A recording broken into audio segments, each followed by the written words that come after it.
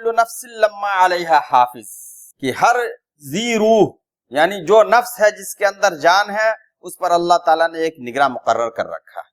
تو اس میں دو بات ہے، حافظ سے مراد ایک تو مطلب یہ ہے کہ نگراں، جیسے کہ اور دوسری آیتوں میں بھی ہے اللہ تعالیٰ نے کہا کہ وما یلفظ من قول الا لدیہ رقیب عتید، کہ انسان جب بھی کوئی چیز زبان سے نکالتا ہے تو وہاں پر ایک نگراں مقرر رہتا ہے اور وہ ریکارڈ رکھ رہا ہے تاکہ ہمارے ہر عمل اور ہمارے ہر کام کا حساب و کتاب آخرت میں ہونا ہے۔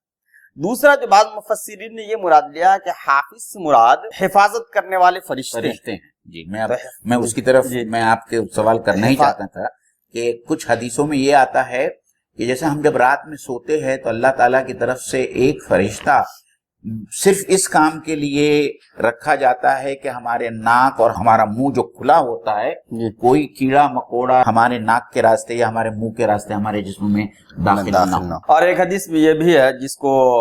علامہ قرطبی نے اپنی تفسیر میں لکھا ہے کہ اللہ تعالیٰ ہر مومن کے لیے 360 فرشتے بطور محافظ رکھے ہیں، بلکہ آنکھ کی حفاظت کے لیے 7 فرشتے،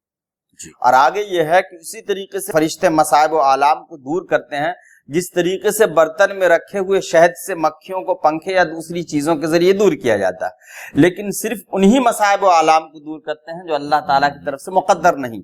آگے یہ بھی حدیث میں ہے کہ اگر اللہ تعالیٰ کی طرف سے اس پہرے کا انتظام نہ ہو تو شیطان تو ازلی دشمن انسانوں کا ہے ہی، وہ کب کا اچک لیتا ہے۔